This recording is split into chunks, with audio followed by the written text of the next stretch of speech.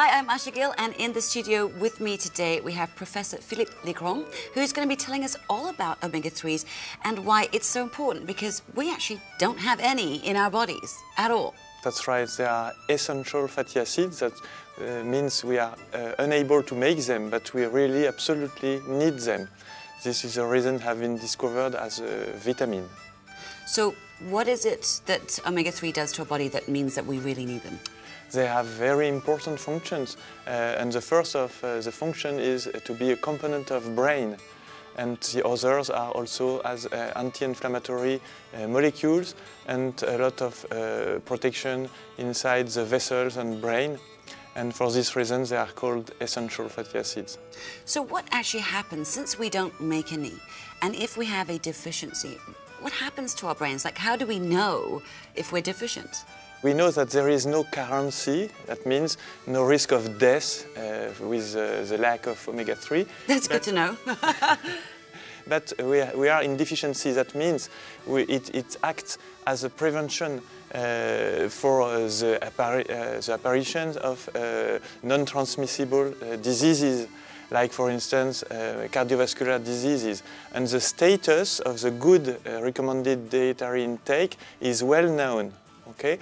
And for this reason we have to try to eat them enough to be at the right intake. And we are not at the right intake. How much should we be eating per day? Okay, and omega-3s are in fact a family of fatty acids with a precursor, and we need around 2.2 grams of the precursor from plant origins, but this one is not the most active. The other omega-3 fatty acids are derivatives, and these are coming from fish, for instance, and we need 500 milligrams per day. What is 500 milligrams per day in terms of a food serving? Okay. And break it down for normal people like me. We can translate yes. in 2 portions of fatty fish per week this time.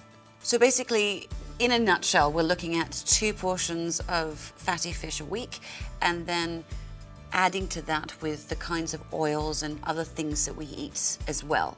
Yes, and in addition to fish, we have to eat, for instance, and choose oils rich in omega-3 precursors. That means canola oils, for instance, and to accompany salads with this kind of oils, which also provides omega-3 in this way.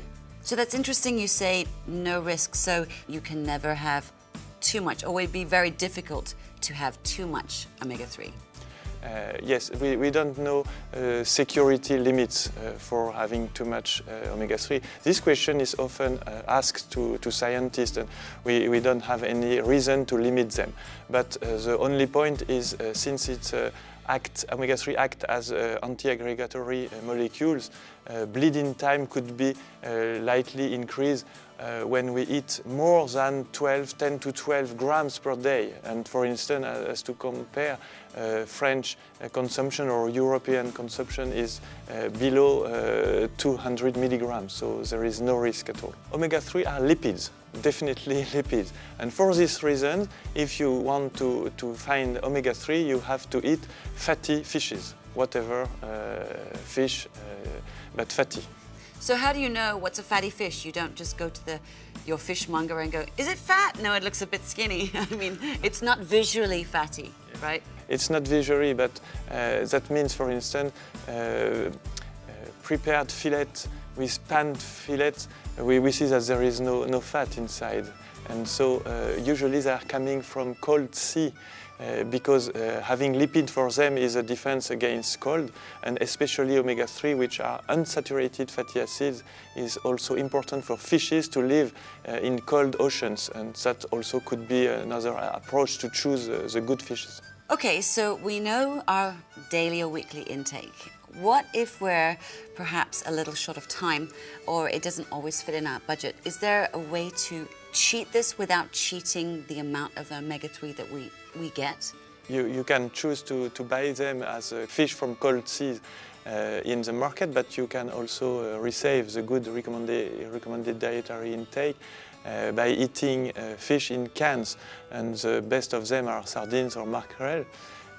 which is around, I am not a dietitian, but around the good intake with twice a week. And maybe also tuna, but tuna is providing only half of what the sardine and mackerel could provide. So we could actually have our sardine curry made from tinned sardines and know that we're getting our recommended intake of omega-3. That's right. These fatty acids are quite rare in terms of availability on the Earth, and that's the probable reason it's not easy to be covered as a recommended dietary intakes. But I think this is one of the last deficiency resting even in developed countries like Europe or here. Well, thank you, Professor. We've had Professor Philippe Legrand talking to us about how omega-3 is essential and critical for our bodies to function at optimum levels to prevent a whole lot of things we need to prevent. And all it takes is basically 2 servings of fish a week. It's as simple as that.